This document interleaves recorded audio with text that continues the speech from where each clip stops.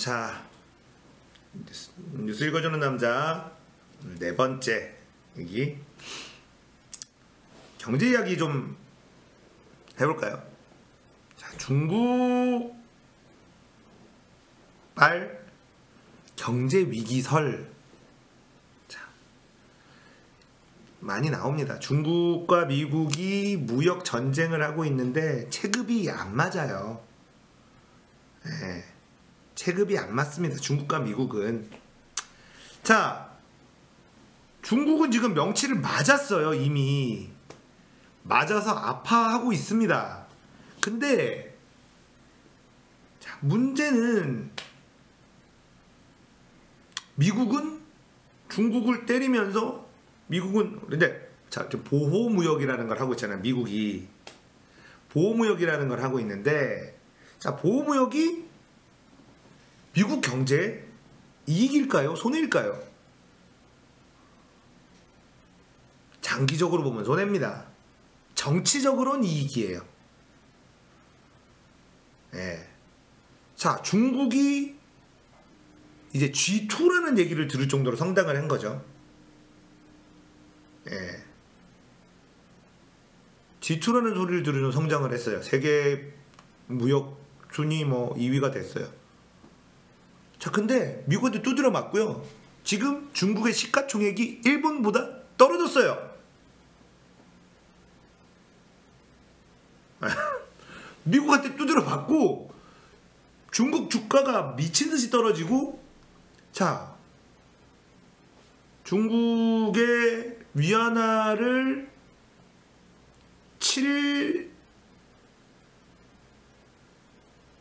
1달러에 7위안 이 정도를 방어하려고 이렇게 해요. 자, 그러면서 여러 가지 연쇄적으로 중국의 위기가 계속 오고 있는데, 중국의 외환 보유액이 한 1조 달러인가가 1조 원인가요? 1조 원인가? 그게 달러 그 정도가 줄었어요. 예. 네. 자, 그리고 이런 얘기가 있습니다. 이제 등소평. 자, 등소평이 마오쩌둥이 공산화를 시키고 등소평이 이제 개방 개혁을 시작하죠. 가난이 사회주의는 아니다. 그래서 개방 개혁을 하면서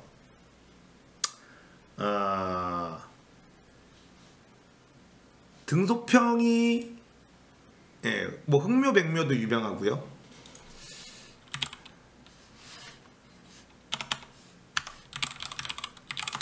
자, 저는 그 중국이 터진다에 100% 5년에서 10년 안에는 터진다에 100% 터진다에 얘기하고 있는 게, 첫 번째가 독재예요. 독재. 시진핑.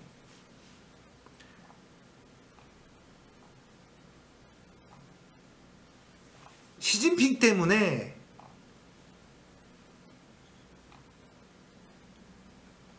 터질 겁니다. 왜냐면 중국이 일당 체제인데, 중국이 이제 등소평이 개혁 개방을 하면서 이제 뭐 했냐면 집단 지도 체제를 했어요. 근데 집단 지도 체제를 만들어서 일당이지만 그 안에 견제할 수 있게 만들어 놨다가 시진핑이 바꿨어요. 시진핑이. 네. 그래서 지금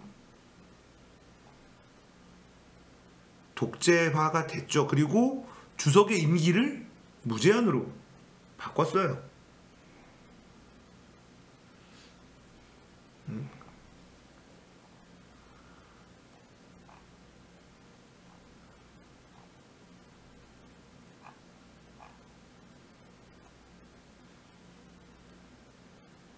그래서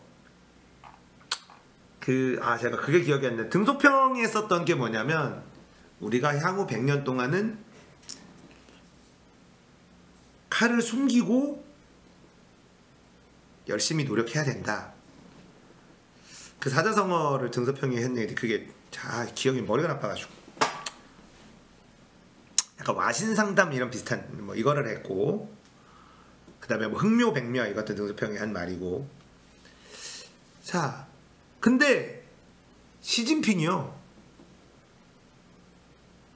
바꿔요. 중국몽 1대1로 뭐 이러면서 도강량에, 예, 도강량에, 예, 도강량에 이러면서 시진핑이 바꾸면서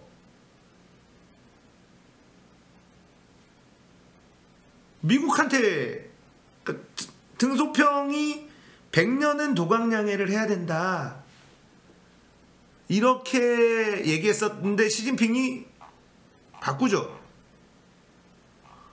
중국몽 1대1로 뭐 이러면서. 근데 그러니까 미국 입장에서는 저거 한번 손 좀 봐야 되겠는데 이렇게 돼요. 자, 그리고 여러분들 미국이 이것도 어떻게 보면은 우리나라에서 금기신 말 중에 하는데, 자, 미국이라는 나라가 세계의 1위 깡패 나라 아닙니까? 깡패 나라거든요. 그냥 마음에 안 들면 좁혀서. 그리고 자본주의가 경제가 어떻게 돌아가냐면요, 누군가는 피해를 봐야 이득이 되는 구조예요. 모두가 잘 사는 구조 만들 수가 없는 구조예요. 모두가 잘 살 수가 없어요. 그러면 어떤 식으로 미국이란 나라가 본인들이 어려울 때 어떤 식으로 탈출을 하느냐, 어떻게 탈출하느냐, 힘없는 나라를 제재를 펑 해서 나라를 망하게 한 다음에 그 나라의 금융 알짜배기 이런 거를 미국 자본이 들어가서 헐값에 싹 빨아당깁니다. 자, 대한민국도 IMF 때 금융이 지금 우리나라 금융회사들의 대부분 한 60% 지분이 외국계 지분이에요. 외국계 지분입니다. 그런 식으로 잘 키웠다가 훅 망하게 했다가 쓱 가서 빨대 꽂아서 갖고 가고, 이게 미국이 자국에 힘들 때 쓰는 전략들이에요. 그래서 양을 잘 살찌워서 뭐 양털깎기란 얘기도 있고 뭐 이런 표현들이 있거든요. 그래서 미국이란 나라는, 자, 지금 뭐 베네수엘라가 뭐 복지 때문에 망하고 어쩌고 저쩌고 부패한 정치인하고 미국이 때려서 망한 거야, 베네수엘라는. 근데 보세요, 베네수엘라 보세요. 지금 얘네 통화를 비트코인하고 연계시키려고 그래요. 오죽하면 말도 안 되잖아요. 자, 그럼 베네수엘라 지금 말도 안 되거든요. 자력으로는 도저히 답이 없어요, 얘는. 자, 이제 베네수엘라가 정상화 되는데 어떻게 될까요? 자, 뭐 어떻게 될까요? 미국이 쓱 가서 헐값으로 이렇게 하면서 재건시켜주면 살아요. 네. 그런 깡패 국가거든요, 미국이라는 나라는. 그래서 미국한테는 밑보이면 안 돼요. 이란 보세요, 이란. 안 돼. 미국한테 밑보이면 안 돼. 미국하고 친해야 돼. 미국은 너무 큰 형님이어가지고 친해야 됩니다. 자, 일본이 치고 올라왔다 어떻게 했습니까? 플라자 합의 딱이 딱 때리고 일본 어떻게 했어요? 오, 이러거든요. 큰 형님한테는 개기면 안 돼. 플라자 합의 보세요. 플라자 합의가 뭔지 아시죠? 니네 애나 같이 절반으로 때려? 일본, 네.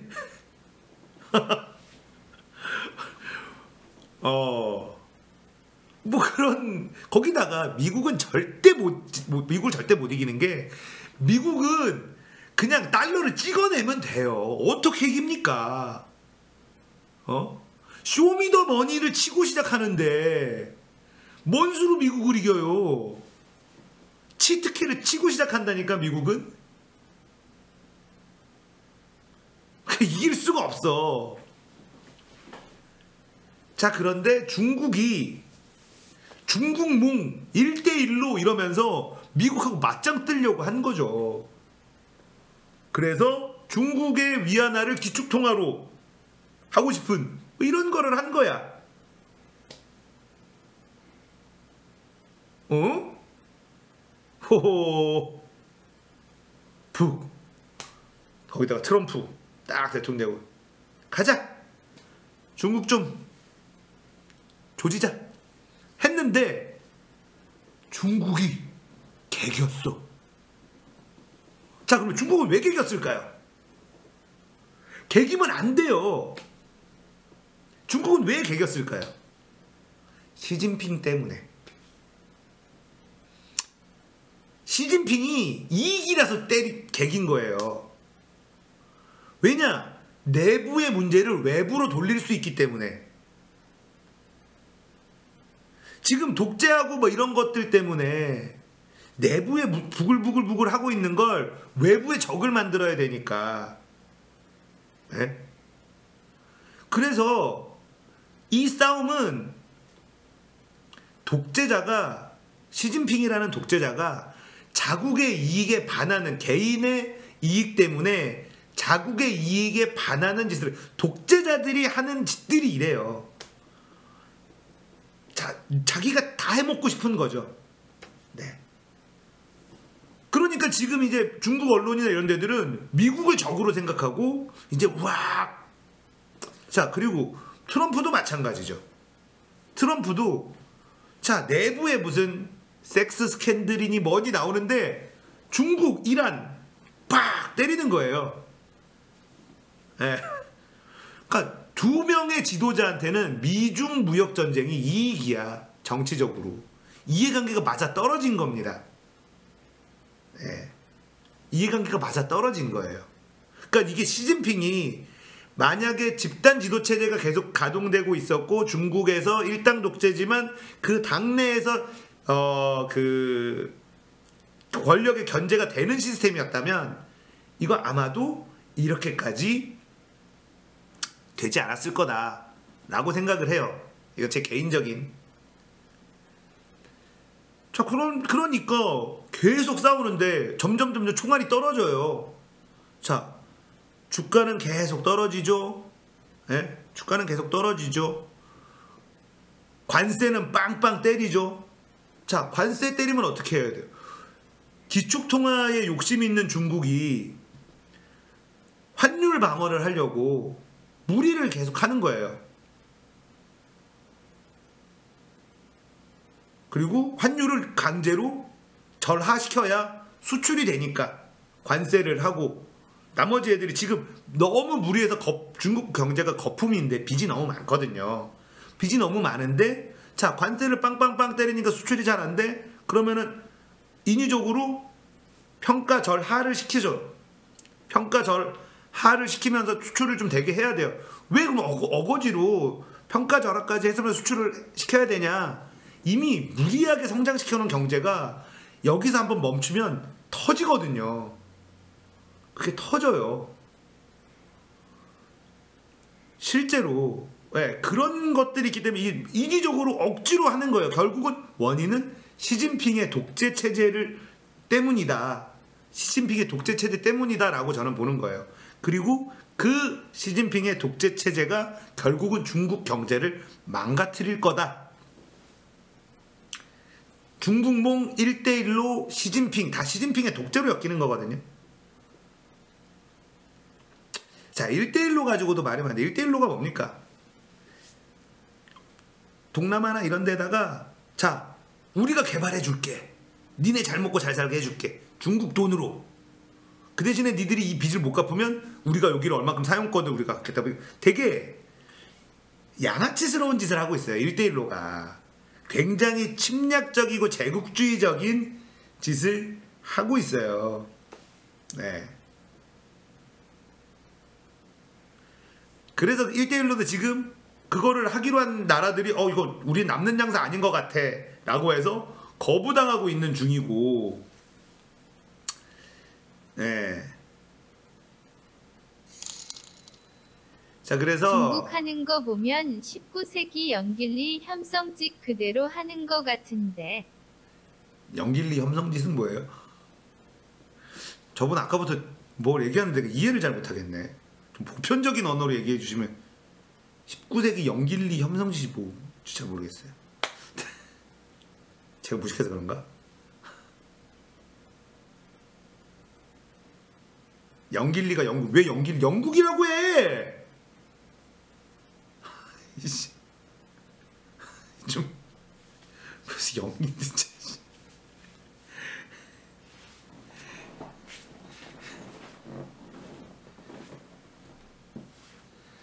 자, 아무튼 이제 중국이 경제가 매우 위험한 상황입니다.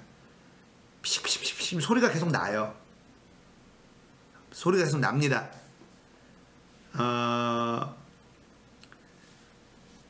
지금 중국이라는 나라를 한 회사로 보면은 재무제표는 나쁘지 않아요. 나쁘지 않은데 문제는 뭐냐? 중앙정부가 지방정부한테 올해예요. 올해 중국이 중앙정부가 지방정부한테 경기를 살리라고 160조를 쓰라고 해요. 160조를 160조? 그래서 지방정부가 그거를 건설 토건 뭐 이런 걸로 경기를 지탱을 해요. 자, 지금 얘네가 주장하는 부채가 2,000조 정도 됩니다. 2,000조. 근데 S&P 이런 데들이 사실 중국의 부채는 6,000조가 넘는다. 이렇게 얘기를 하고 있고요. 지방정부뿐 아니라 지방정부 부채뿐 아니라 또 지방정부는 어떤 식으로 가냐면 국영기업한테 또 떠넘겨요. 자, 우리가 4대강 할 때 7종가를 수자원공사한테 떠넘겼었잖아요. MB가. 그게 이미 중국에서는 쫙 퍼져 있어서 국영기업들이 망하면 연쇄도산. 중국 쪽 거품은 엄청 커요. 예. 그리고 중국이 한국도 그렇고 외국에서 상장한 회사들 상폐당한 데들 엄청 많아요. 그러니까 얘네들은 뭐냐면 이미 국제사회에서 중국 기업에 대한 신뢰가 완전히 무너졌거든요. 예. 왜냐면 외국에다가 우리나라에서 상장하는 중국계 회사, 외국의 선진국에서 상장한 중국 회사들 중에 상폐당한 회사들이 많아요. 왜냐면 장부를 속이는 게 일상이야. 회계를 투명하게 못해 얘네들이. 자, 그러면 중국 기업들은 왜 회계를 투명하게 못할까요? 정치하고 경제가 너무 유착이 심하기 때문에 이거 투명하게 못해요. 그래서 상폐를 당한단 말이에요. 결국은 이 시진핑의 독재가 중국의 경제를 터뜨릴 수밖에 없어요. 역사상 독재자가 경제를 발전시키고 뭐한 사례가 있습니까? 결국은 없어요. 결국은 없어요. 우리나라 주식시장 중국계 상장했는데 거의 다 상폐 당했어요. 한국 시장에서도 상폐 당한 사례가 많습니다. 알리바바 마윈 이미 나왔죠. 네. 이미 알리바바 마윈 나왔잖아요.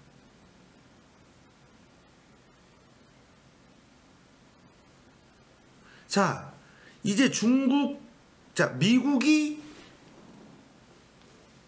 털어먹는 방식.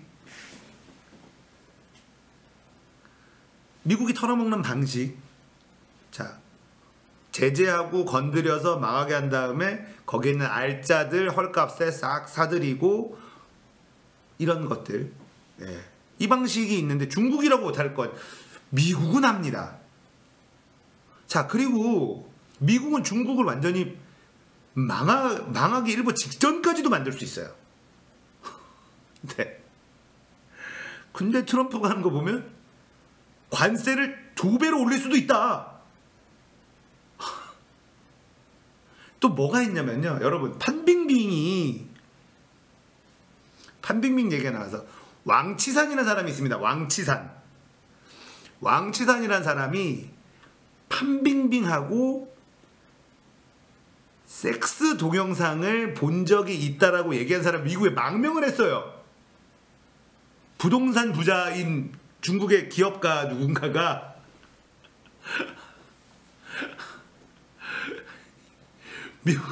미국으로 도망갔어. 망명 신청했어요.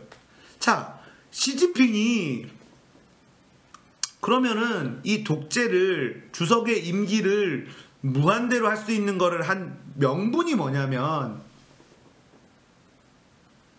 부정척결이에요. 부정척결인데 자기의 오른팔인 왕치산하고 판빙빙하고 붕가붕가 했다라고 얘기하는 사람이 나오니 하하, 이거 뭐 어떡해. 예? 그리고 판빙빙은 이번에 대만에서 영화제에서 뭐 이러면서 판빙빙은 뭐라고 그랬습니까? 중국은 1도 작아질 수 없다. 카하. 판빙빙은 쫄았어. 지금 말 잘 들어야 되거든요. 예. 어쩔 수 없죠. 중국은 1도 작아질 수 없다. 이렇게 얘기하면서. 자, 이제 중국이 성장을 계속하다가 시진핑이 독재를 하기로 마음먹은 순간부터 타이머는 시작된 거라고 봐야 돼요. 이미 폭탄의 스위치는 눌러졌다. 저는 그렇게 봅니다. 그리고 중국 쪽을 아시는 분들은 이거 터지면 심각한데, 자, 그럼 제가 이렇게 생각하면 대한민국 문재인 정부에 있는 사람들, 경제 쪽에 이 생각을 안 하고 있을까요? 당연히 하고 있겠죠. 당연히 하고 있겠죠. 자, 그러면 우리는 뭘 해야 되냐?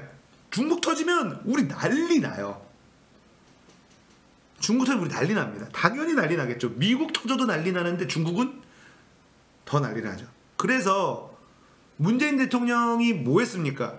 다변화 하면서 베트남 이런 데로 다변화하는데 굉장히 역량을 많이 투입하고 있고요.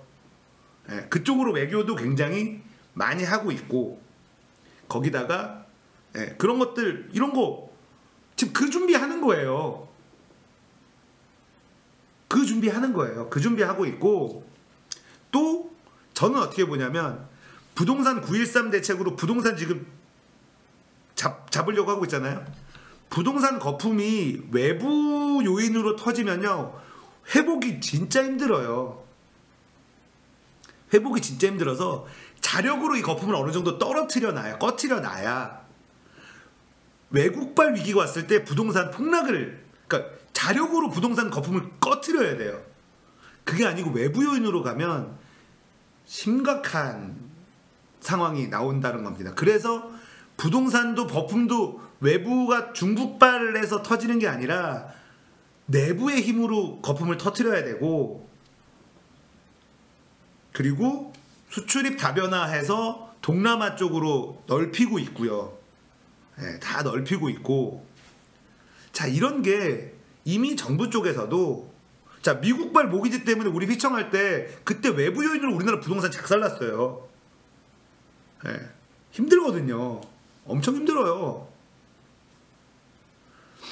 그래서 이런 것들이 문재인 정부가 하고 있는 이런 것들 중에 자영업자, 우리나라 경제 체질을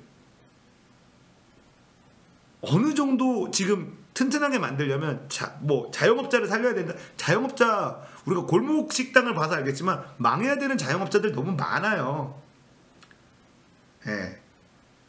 많기 때문에, 자, 그러면 자영업자가 어느 정도 망하게 냅둬야 되는데 이 정부가 자영업자 살리려고 오버하지 않고 있거든요. 망할 자영업자는 어느 정도 망하게 만들어야 되고, 그래서 자영업자를 하는 분들은 문재인 정부 싫어할 거예요. 왜냐? 자영업자를 위한 정책을 안 쓴다. 자, 그리고 자영업자 어느 정도 망하게 냅두는 느낌이거든요. 자, 문재인 정부가 지금 하고 있는 것들을 우리가 이렇게 비시적으로 정책을 하나하나 들여다보지 말고 저 뒤로 물러나서 대한민국 전체를 본다고 딱 가정을 하고 이렇게 경제 정책을 들여다보면 문재인 정부가 하고 있는 건 위기 관리를 하고 있어요. 자, 문재인 정부 들어나서 뭐 했냐면 외화 보유고가 엄청 늘었어요. 외화 보유고를 엄청 늘리고 통화 수합이라든지 외환 위기가 오지 않게끔 준비를 매우 철저히 하고 있습니다. 매우 철저히 하고 있고 외환 관리를 엄청 튼튼하게 하려고 노력을 하고 있어요. 이거 왜 그러겠습니까? 위기가 올 수 있다라는 거예요. 외부 요인으로 위한 위기가 올 수 있다. 네, 캐나다랑도 하고 통화 수합에 대해서 문제가 생겼을 때 우리나라가 망하지 않게 우리는 IMF한테 돈을 빌려본 적이 있기 때문에 그것도 있죠. 그걸 하면서 뭘 하냐면 지금 망할 걸 망하게 놔두고 있어요. 제가 봤을 때 그렇게 보여요. 이렇게 미봉책으로 뭔가를 하려고 그걸 안 해요. 네. 줄건조 하고 있는 거예요. 그걸 왜 그럼 줄건조를 하고 있냐? 지지율이 떨어질 게 뻔한데. 개인적으로는 중국발 위기에서 우리가 버틸 수 있는 체력을 키워야 된다. 입니다.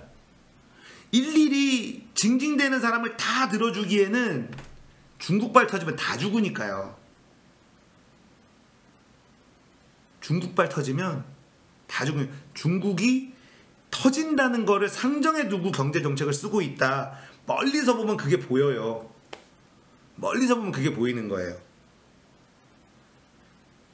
그러니까 지역적인 부분에서는 불만이 터져 나와도 이 불만 다 들어주려고 노력하다가 중국에서 거품이 그냥 폭탄이 뻥 터지는 순간 전 세계가 난리 나죠. 근데 중국은 터져요. 100% 터집니다. 우리나라만 힘든 게 아니고 우리나라는 준비 안 해놓으면 준비 안 한 나라는 다 죽고요. 준비되어 있는 나라는 버티죠. 준비되어 있는 나라는 버텨요. 그거를 준비를 해야 돼. 안 힘들 수는 없어요. 중국 터지면. 그래서 제가 말씀드리는 거가 뭐냐면 그래서 계속 얘기하잖아요. 중국발 버블이 터질 때가 내 집 장만할 적기다. 네.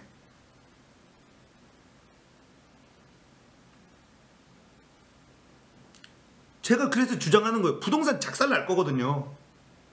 그래서 그때를 위해서 지금부터 조금씩 다 종잣돈을 만들어 놔서 그때 집을 남들이 지금 집 사면은 바보다 뭐 하우스 푸어네 뭐네 막 이럴 때 어디서 내가 갖고 있는 돈으로 집을 살 수 있는 데가 어디일까? 그때가 기회다. 그때가 바닥일 거다. 제가 그렇게 말씀을 드리는 이유 중에 하나입니다. 중국은 저는 5년에서 10년 안에 터질 거라고 봤는데 길면 한 10년 정도 걸릴 거였는데 미국하고 너무 대놓고 싸워가지고요. 짧아졌어요. 그 시간이 좀 짧아진 것 같아요.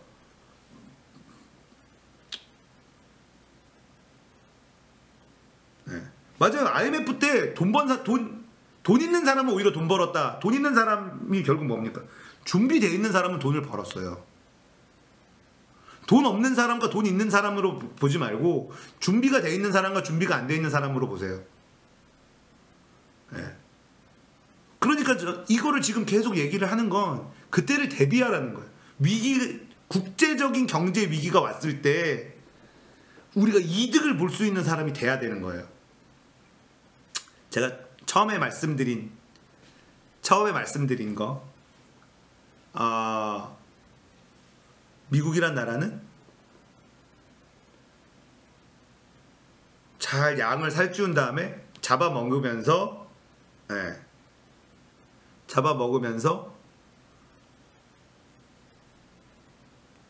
성장을 한다.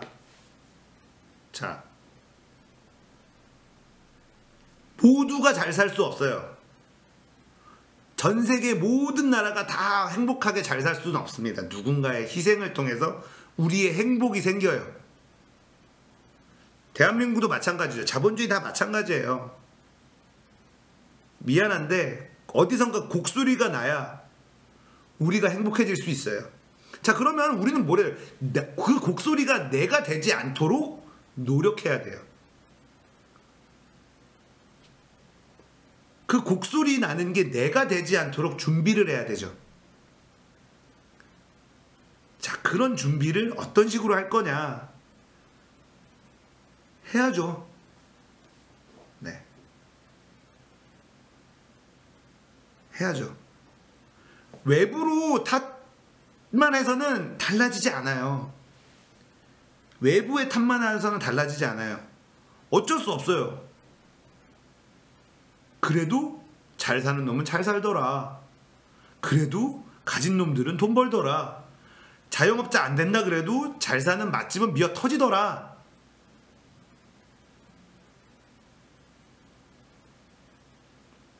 전체적으로 안 된다 얘기해봐야 안 돼요. 자, 잘 사는 놈들이 이미 있는 기득권층, 그 기득권층들이 잘 살기 위해서 아무 노력을 안 했을 것 같습니까? 아니죠. 그리고 그 기득권을 유지하기 위해서 지금도 엄청난 노력을 하고 있어요. 그러면 기득권이 아닌 사람들은 기득권으로 들어가기 위해서 더 많은 노력을 해야 되는 거죠. 어쩔 수 없어요. 노력을 해라 꼰대 이게 아니라 그럼 어떡할 거야? 탓하고 퍼져 있는다고 내 삶이 좋아지냐? 아니잖아요. 그게 아닐 거면 죽창 들고 정권을 혁명을 해. 사다리가 없어졌어. IMF 이후로. 왜 없어? 있어요. 계층 사다리가 왜 없어졌냐고. 있다니까. 그렇게 생각하면 내 마음이 편하니까. 있어. 매우 좁지? 좁으면 어떡할 거야? 좁다고 포기할 거야? 좁다고 포기할 거야? 아우, 너무 좁아졌으니까 나는 아무것도 안 할래. 그러면 그렇게 살면 돼. 징징대면서 살면 돼. 아니잖아. 좁으면 어떡하고 찾아야지. 좁은 데라도. 투덜투덜 거리면 뭐 할 거야? 중국의 경제 위기는 반드시 온다. 중국의 경제 위기는 반드시 온다. 알잖아요. 이미 다 올 수밖에 없다. 우리가 뭘 해야 되느냐? 그렇죠. 위기는 기회가 정말 다 똑같아요. 제가 얘기하는 건 징징거리는 건 해도 돼. 근데 징징거리면서 움직이기도 해야지. 그리고 사다리가 좁아진 건 어떻게 넓힐 거냐? 결국 우리는 정치에 관심을 가지면서 올바른 투표를 통해서 투명한 사회를 만드는 사람들을 계속해서 찍어주면 그 사다리는, 좁아진 사다리는 다시 넓어질 거예요. 네. 그러니까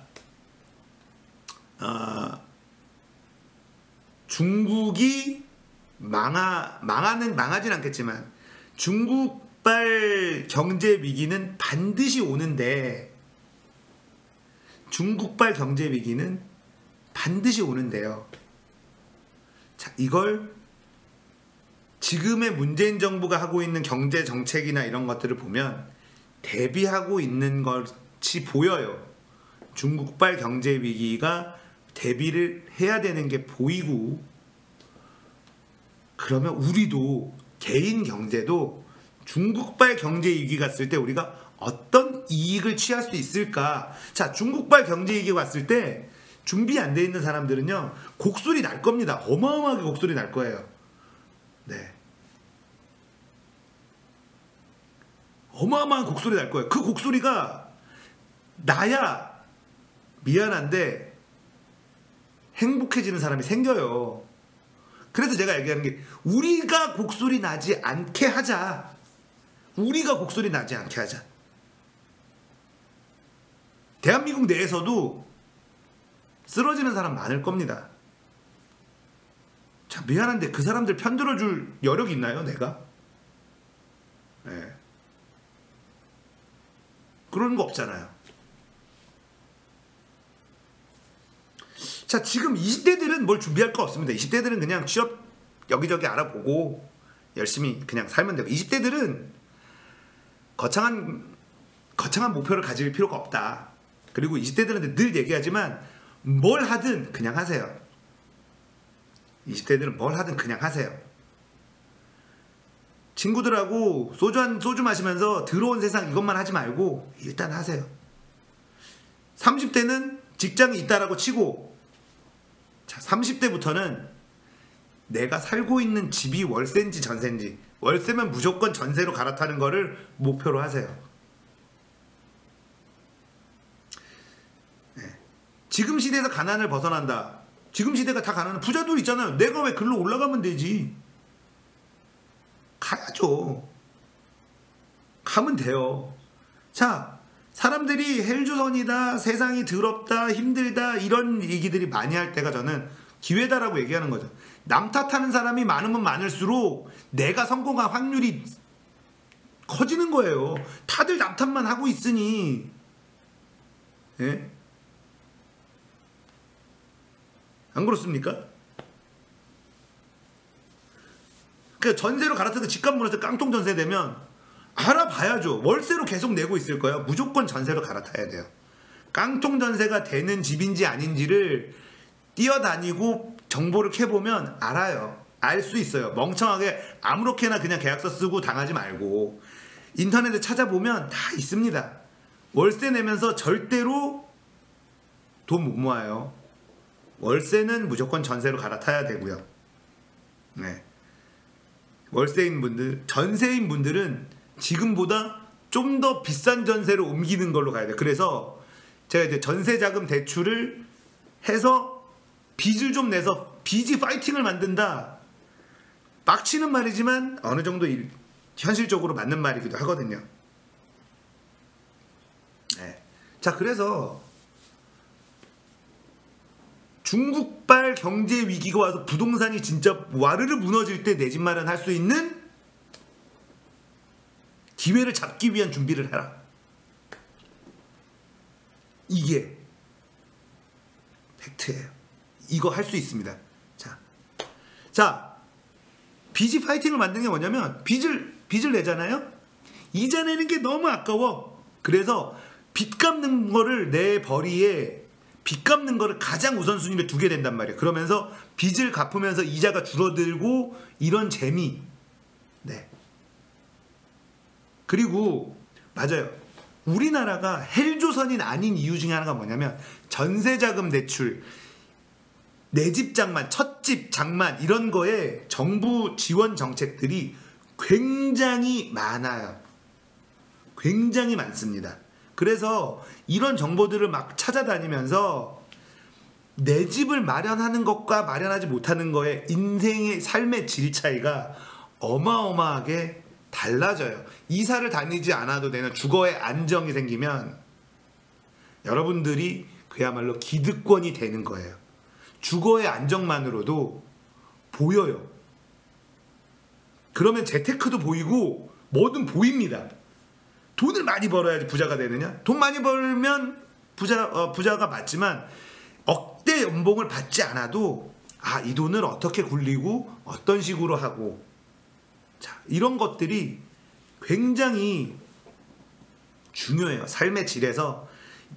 자, 심적인 여유가 생겨야 행동력도 생기고, 행동력이 생겨야 돈도 돼요. 자, 그러면 이런 목표를, 자, 중국이 거품이 터지기를 응원하는 상황이 된다. 난 이제 준비가 돼 있으니 부동산 한번 떡락 한 번만 해라. 내가 그때 요 동네 아파트 하나 산다. 아니, 이런 전략을 내가 갖고 있다고 생각을 해보세요. 예? 그런 생각을 해보시라고요.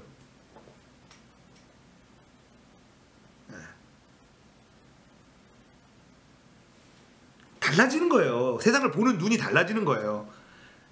남들 곡소리 날 때 룰루랄라 휘파람 불 수도 있는 거예요. 근데 총알 장전은 어떻게 해야 되냐? 전세금으로 장전해 놓을 수밖에 없어요. 전세금으로. 네. 전세금으로 장전해 놓는 게 가장 좋아요. 네.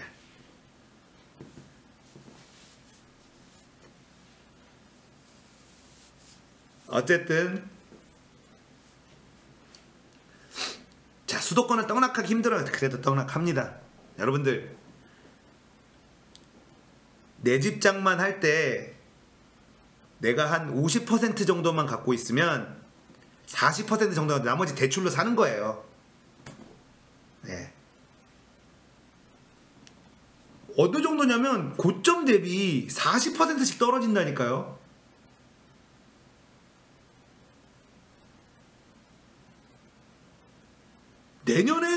내년에 집값 엄청 빠질 거예요. 고점 대비 엄청 빠질 겁니다. 네. 왜냐면 내년에 입주 폭탄이에요. 입주 폭탄이에요. 내년에 공급이 많아서 내년에 전세 뭐 역월세 역전세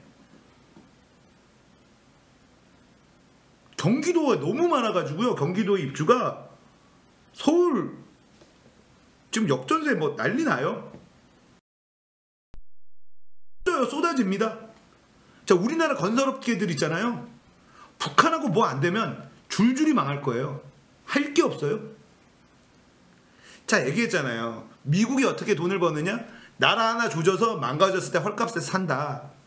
자, 우리도 경기 침체돼서 뭐 가치들이 막 떨어질 때 헐값에 사놓으면요, 우리도 좀 그런 거 좀 하자고요. 우리도 그거 좀 하자고요. 집 팔고 전세? 지금 있는 집은 냅둬야지. 내가 살고 있는 집은 냅둬요.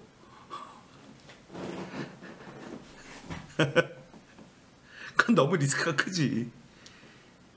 1가구 1주택에 나머지를 부동산으로 더 추가적으로 돈을 버는 건 잘 모르겠고, 내가 엉덩이 깔고 살고 있는 집은 냅둬야지.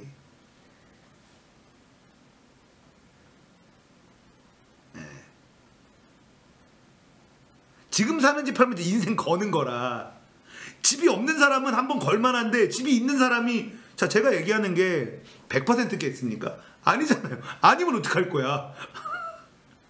집이 없는 사람들 같은 경우야 이렇게 해서 한번 그 타이밍에 걸어보자 그러는 건데, 내가 내 집이 이미 있는데 이걸 팔고 전세로 바꾼 다음에 집값 떨어지면 다시 집을 살까? 이건 너무 리스크가 크지. 그건 아니야. 그건 아니야. 하이리스크 하이리턴 한번 해보시든가.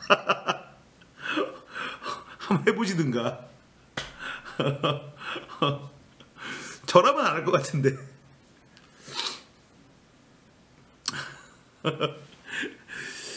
자, 이제 전체적으로 경제가 돌아가는 거를 우리가 맨날 당하잖아요. 삼성바이오로직스, 이 바보 같은 놈들이 분식회계냐 아니냐는 거 나오고, 기관하고 외국인들 계속 빼고 있는데, 개미들이 삼성인데 그거 상패 되겠어? 분식회계 판정 나겠어? 지금 물려가지고 거래 정지당해가지고 눈물 질질 흘리고 있고, 부동산 폭등하는데 맨날 꼭대기에 물려가지고 빚내가지고 샀다가 곡소리 나고 있고요. 네? 맨날 이렇게 당하기만 하냐고요. 그러면 우리는 그러면 언제 어떻게 해야 돼요? 부자들은 어떻게 하나? 자, 부자들이 어떻게 하는지를 보려면 제일 부자 나라인 미국이 어떻게 하는지 보면 되잖아요. 네. 미국이 어떻게 합니까? 좁해서 망하게 한 다음에 헐값에 쓱 사들여. 자, 그러면 뭐야? 뭔가 망했을 때가 우리가 사야 되고, 주가 2600까지 올라가다 지금 얼마? 2000대로 떨어졌잖아요. 자, 그런 거예요. 부자들이 하는 것도 똑같아요. 돈 있는 사람들은 남들이 어렵다 그럴 때 쓱 움직여서, 남들이 호황이다 그럴 때는 쓱 빼고, 거꾸로 가잖아요. 거꾸로 가잖아. 그러니까 돈이 많으니까 그렇죠. 돈이 없으니까 그런 거라도 알아야지.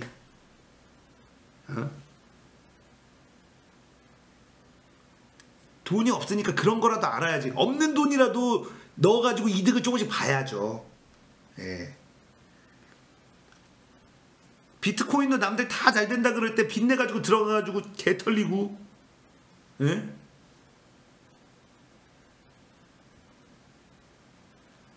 그래서 제가 말씀드리는 건 중국발 경제 위기는 한 번은 무조건 오니 세든 크든 작든 한 번은 옵니다. 자, 이때가 우리가 뭔가를 액션을 취할 수 있는 기회인데 돈 있는 사람들은 돈 벌고 돈 없는 사람은 못 벌. 준비를 하자고. 징징대지 말고 내가 할 수 있는 준비를 하자. 내가 할 수 있는 준비. 그러면 분명히 뭔가를 할 수 있습니다. 적금 통장 지금 바로 가서 내가 얼마씩 쓰고 있는데 워라벨, 욜로 이런 소리 하지 말고 적금 통장 하나 만들어요. 네. 이거 모아서 얼마가 있어? 그거라도 모아야 돼. 네. 그거라도 모아야 돼요. 내가 얼마씩 쓰고 있는데 그러면 줄이고. 담배 펴? 담배 끊어. 담배 끊으면 얼마 모여? 한 달에. 그거 바로 적금 통장 만드는 거야.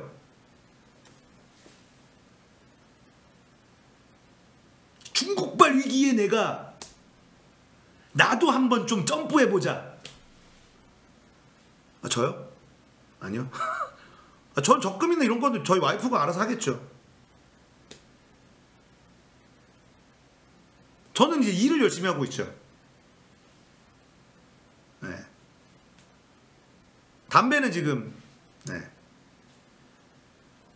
저는 이제 빚내서 집은 있으니까 저는 중국발 부동산 위기가 올 때 경매로 나온 꼬마 빌딩 같은 거 있죠.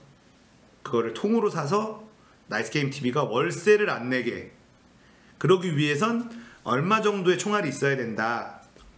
요거를 목표로 회사에서 열심히 일을 해서 이걸 키우자. 요걸 생각을 하고 있는 거죠. 저는 월세하고 관리비로 한 2천만 원씩 나간다니까요.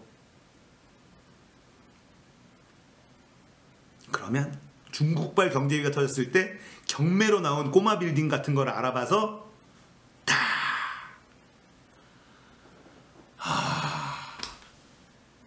이런 어쨌든 목표를 가지고 있는 거죠. 될지 안 될지 모르지만 어차피 그러면 어마어마한 빚을 땡겨가지고 사야 되기 때문에 은행에다가 되겠지만 가즈아 간물주 될지 안 될지 모르지만 이런 플랜을 가지고 있는 간물주 가즈아님 감사합니다. 그러니까 이런 타이밍이라도 생각하고 있는 사람과 아무 생각하지 않고 있는 사람하고는 다른 거죠. 그럼 보통 이제 꼬마 빌딩 같은 경우가 한 30억? 만약 이 정도 한다 그러면 제가 못해도 한 6억은 있어야 돼요. 6, 7억은 있어야 돼요. 6, 7억은 내가 현찰이 있어야 나머지 를 대출을 받아가지고 살 수 있는 거죠. 그러면 그만큼 대출 받으면 그래도 월 2천보단 덜 나가. 은행에 월세를 내는 게 더 낫죠.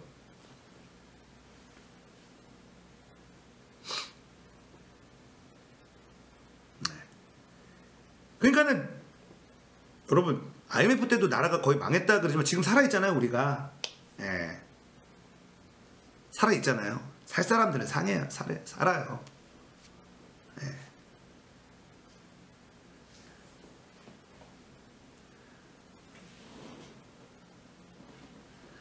그래서 여러분들이 이제 뉴스 읽어주는 남자를 보는 시청자 여러분들도 그냥 멍 때리면서 살지 말고 헬조선이다 이러면서 너무 불평불만만 하지 말고 뭘 하면 내가 남들보다 보세요. 자본주의는 밑에 깔리는 사람이 있어야 내가 올라가요. 다 열심히 하면요 엄청 피곤해. 엄청 피곤해요. 안 돼. 그러면 남들보다 잘 사는 게 목표예요. 자, 그러면 남들이 뭐 하는지를 쭉 보고 내가 뭘 해야 되는지 보고 이렇게 사는 게 맞죠. IMF 때 은행 몇 개 말해. 지금 IMF 때 이후에 우리나라 은행의 지분이 60% 정도가 외국계예요. 네. 주택통장에 돈 넣는 거 무조건 해야죠. 그거는 무조건 하시고. 자, 그래서 뭐 제가 한 말이, 제가 무슨 뭐 신도 아니고 안 맞을 수도 있죠. 근데 여러분들 들어보면 그럴싸하잖아요. 근데 이런 생각을 가지고 플랜을 가지고 사는 사람들과 그냥 멍 때리면서 사는 사람들은 나중에 결과물이 조금씩 달라요. 그리고 헬조선 하지만요, 우리나라가 청년들에 대한 정책들 뭐 이런 것들 찾아보면 굉장히 많아요. 예, 굉장히 많고, 저도 지금 저희 회사에서 하고 있는 거가,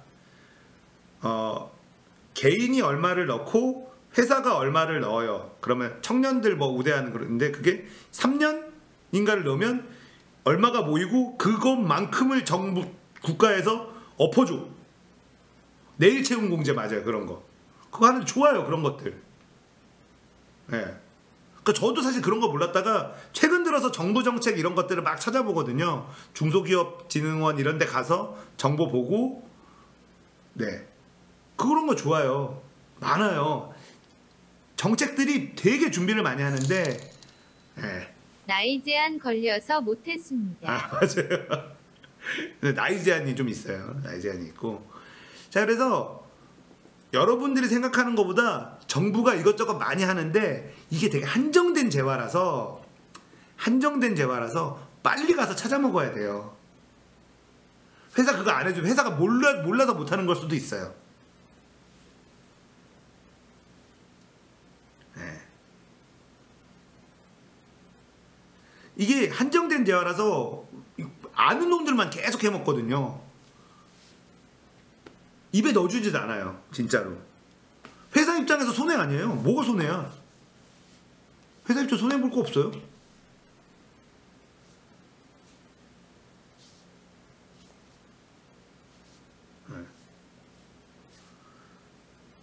그래서 중소기업 뭐 이쪽에 가서 이런저런 것들 얘기하면 되게 굉장히 친절하게 막 가르쳐줘요. 우리 뭐 할 거, 그냥 우리 회사에 뭐 적용될 거 없나요? 물어보면 굉장히 많이 안내해주고 알려줍니다. 네. 그리고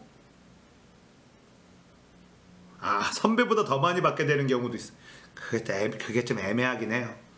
그런 경우가 있을 수도 있어.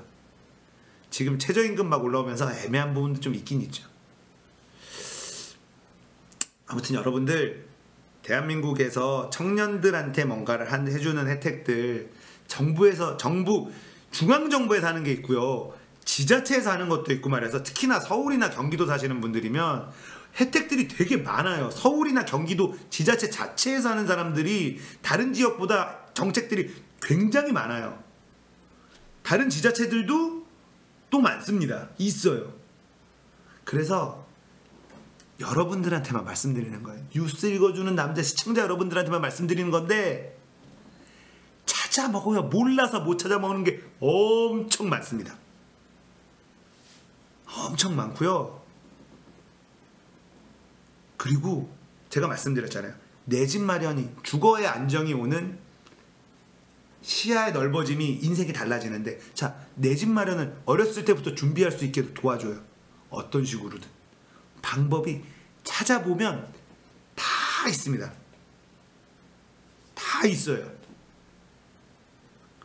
홈페이지 같은 걸로 찾아보고 그냥 상담 받으면 돼요. 그냥 시청 이런 데 가서 상담 받으면 돼. 저 뭐 혜택 받을 거 없나요? 알려줍니다. 요즘에 공무원들이 귀찮아하거나 그러지 않아요. 일자리 뭐 이런 거 알아보러 다니잖아요. 엄청 많이 알려줘요. 엄청 많이 알려줘요. 취업이 안 돼? 그럼 좀 시청 가세요.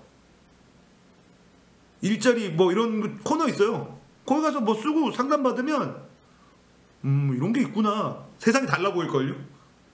네. 생각보다. 네. 가죽공예빌런님 좀 저런 좋은 예네요. 실제로 저렇게 해서. 네. 여러분들 한국이 대한민국이 헬조선이라고 하지만 생각보다 찾아보면 잘 돼 있는 게 너무너무 많으니까요. 20대 여러분들은 취업 때문에 걱정이면 시청 가보시고 상담 받아보시고, 30대들은 내 집 마련하기 위해서 어떻게 해야 되냐 부동산 관련돼서 고민 좀 하시고, 외국 나가보면 한국이 살기 좋다는 얘기를 그렇게 해요. 예? 한국만큼 살기 좋은 나라가 없다고 그렇게 얘기합니다. 헬조선 탈출하면은 천국 있을 것 같아요? 선진국가도 살기 더럽게 힘듭니다. 우리나라 말씀드렸잖아요. 밤에 돌아다녀도 안전하죠. 병원 아파도 병원 마음대로 갈 수 있죠. 1,000원짜리 PC방 있죠. 에이, 우리나라 얼마나 좋습니까? 화장실 우리나라 엄청 깨끗하죠. 지하철 잘 돼 있고, 예? 한국만큼 살기 좋은 데가 별로 없어요. 전 세계에. 전 세계에 한국만큼 살만한 나라가 별로 없어요. 자, 이제 제가 얘기했잖아요. 점심값, 집값 이런 거가 불만인데, 그래서 집은 이 기회 예. 자, 물가는 시간이 좀 걸리는데 잡힐 겁니다. 누가? 백종원이 잡아줄 거예요. 외식 물가는 백종원한테 우리 백종원 거 사줍시다. 가성비 킹성비 나오니까 글로 가고, 백종원 파스타 좀 먹어주고, 그 계속 청와대 청원 좀 넣을까? 우리 백종원 족발 프랜차이즈 좀 해주세요. 할까? 족발 보쌈 프랜차이즈 좀 해달라고. 아이씨.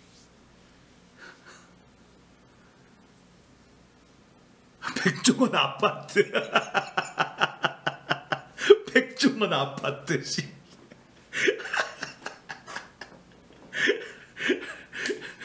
조명이 몇 개 좀 안 들어오지만 가성비가 괜찮은 걸로.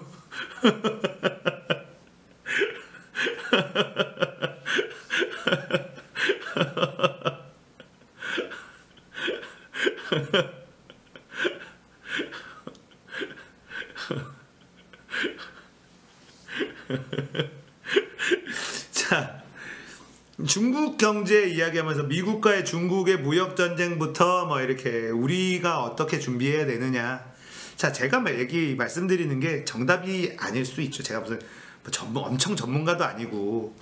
근데 이거예요. 제가 드리고 싶은 말은 남들과 다른 시각에서 좀 바라보는 노력을 해보자.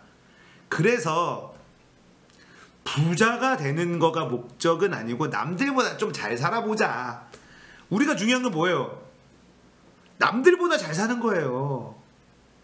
남들보다 잘 사는 거예요. 대한민국에서 행복한 사람이 누굽니까? 여러분, 강남에 사는 사람이 다 행복할 것 같죠? 강남에 살아서 피곤한 불행한 사람들이 존나 많아요. 강남에 살아서 불행한 사람들이 엄청 많아. 왜냐면 비교를 하니까. 남들보다 좀 잘 살고 내가 행복해지기 위해서 조금만 다른 시선으로 바라보고 경제관념도 그런 식으로 좀 가져보자. 이게 강남에서 불행해보고 싶다. 강남에서 불행한 장난 아니에요.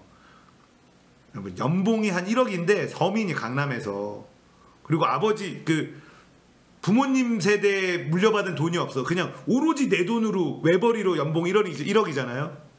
명함도 못 내밀어요. 강남에서는 가난해. 근데 또 거기 사는 사람들 따라 가야 되거든. 아니에요. 그러면은 안 돼. 힘들어요.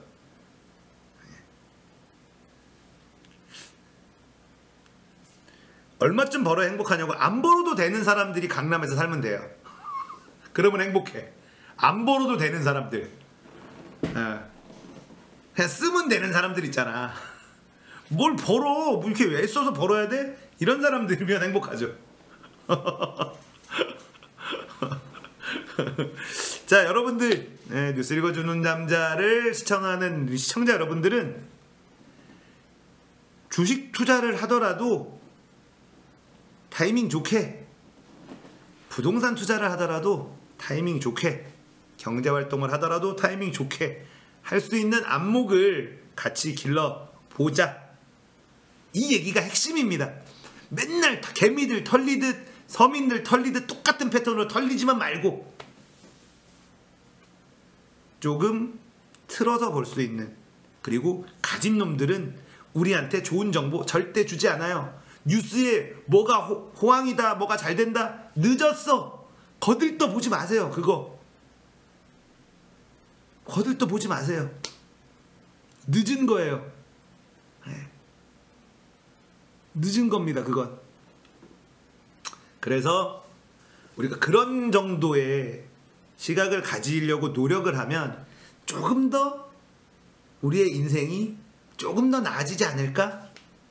이런 생각을 하면서 말씀드리는 겁니다. 자, 뉴스 읽어주는 남자 구독, 좋아요 눌러주세요. 감사합니다.